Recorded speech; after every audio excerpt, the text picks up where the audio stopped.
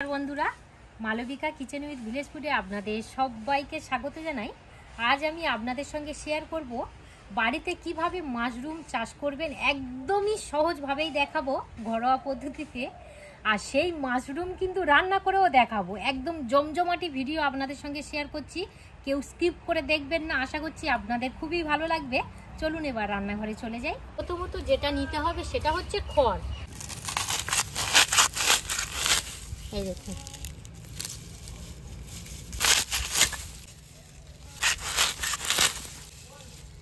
এইরকমই সাইজে খড়গুলো কেটে নিয়েছি। এবারে যেটা করতে হবে, এখানে একটা পাত্রের মধ্যে গরম জল নিয়েছি। আপনারা ঠান্ডা জলও ব্যবহার করতে পারেন। তো গরম জল কেন নিয়েছি আমি একটু পরে বলছি। এবারে এই গরম জলের মধ্যে 3 চামচ চুন দিয়ে দেব।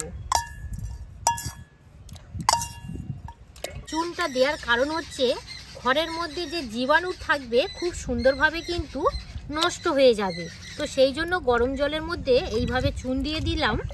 আর জলটা কিন্তু খুব গরম নয়, যে ধোঁয়া ওঠা গরম তা নয়, জাস্ট একটু আর কি কালা মারা। গরম জলটা আপনারা যদি দিয়ে এই খড়টা ভিজিয়ে রাখেন তাহলে কিন্তু 3 থেকে 4 ঘন্টা ভিজিয়ে রাখলে হয়ে যাবে। আর যদি আপনারা ঠান্ডা জলে করতে চান তাহলে কিন্তু সময়টা ডবল হয়ে যাবে। এটা যদি 4 ঘন্টা লাগে, ওটা তাহলে 8-10 ঘন্টা লাগবে। 3 ঘন্টা এইভাবে জলে ভিজিয়ে রেখেছিলাম। এবারে জল থেকে এইভাবে একটা সুতির কাপড়ের মধ্যে তুলে নেব। তুলে নিয়ে এইভাবে ফেলিয়ে দেব।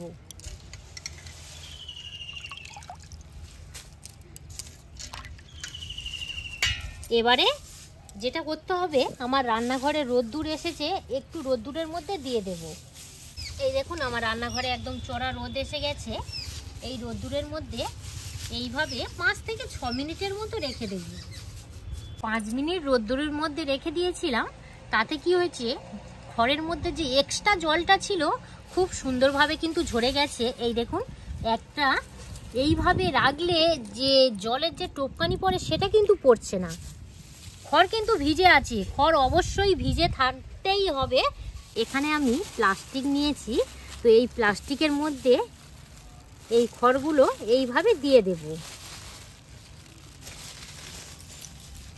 এই দেখুন বন্ধুরা, এখানে মাশরুমের বীজ নিয়েছি। আপনারা এই মাশরুমের বীজটা দোকান থেকে কিনে নিতে পারেন, মানে বাজার থেকে আর কি। একটা ভাই চাষ করে, তো তার কাছ থেকে অল্প করে চেয়ে নিয়েছি। আমিও কিন্তু বাজার থেকে কিনে আনিনি। মাশরুমের বীজটা আপনারা দেখে নিন, এইরকমই হয় আর কি। বীজটা এইভাবে একটু ছড়িয়ে দেব, চারিদিকেই দেব। এইভাবে দিলাম। এবার আরও একটা লেয়ার দিয়ে দেব।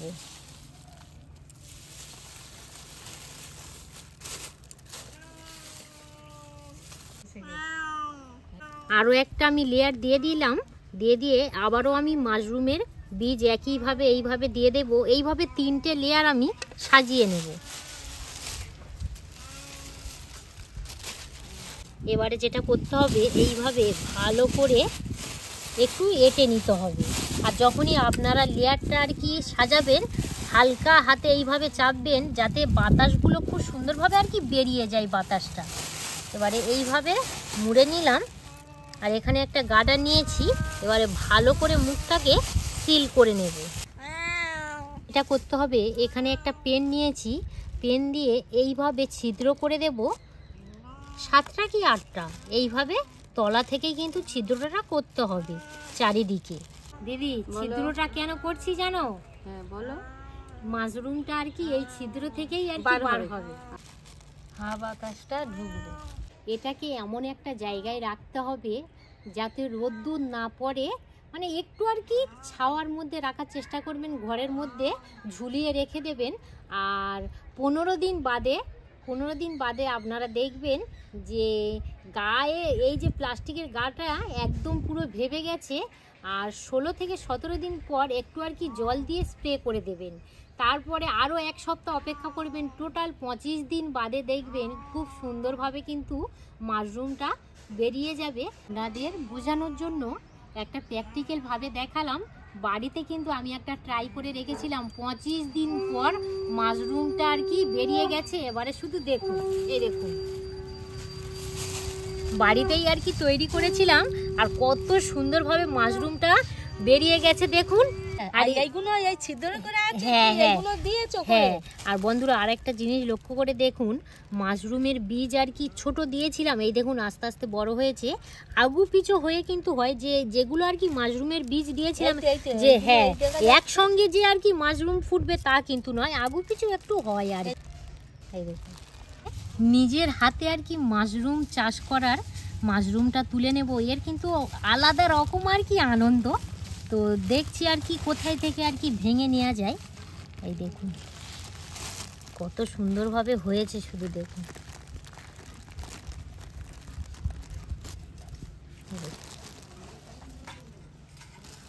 এবারে এই মাশরুমটা ভেঙে নেব।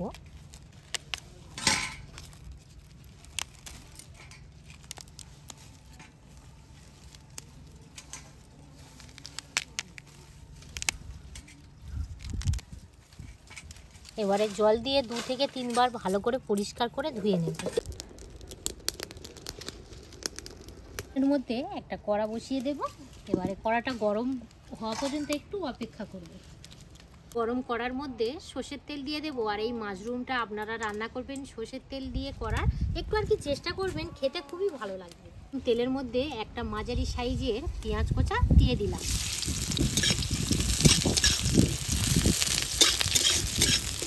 ভেজে নিয়েছি। এবারে রসুন কোচা দিয়ে দেব। রসুনটা 6টা কি 7টা কোয়া নিয়ে ভালো করে গ্রেট করে নিয়েছিলাম, আদা গ্রেট করা দিয়ে দেব। এবারে 1 মিনিটের মতো ভালো করে ভেজে নিয়েছি। হলুদের গুঁড়ো, লঙ্কার গুঁড়ো আর লবণ এবারে একসঙ্গে দিয়ে দেব। আরও কিছুক্ষণ ভালো করে এইভাবে কষে নেব। মাঝারি সাইজের আলু এইভাবে ছোট ছোট করে কেটে নিয়েছি। এবার আমি মশলার মধ্যে দিয়ে দেব।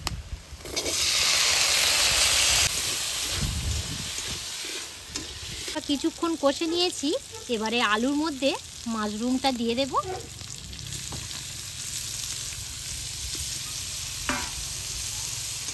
মাশরুম দিয়েও ভালো করে কষে নিতে হবে কিছুক্ষণ। দিয়ে ভালো করে কষে নিয়েছি। এবার সবার শেষে কাশ্মীরি রেড চিলি পাউডার দিয়ে দেব 1/2 চামচের মতো। এবারে ভালো করে কষে নেওয়ার পর অল্প করে জল দিয়ে দেব।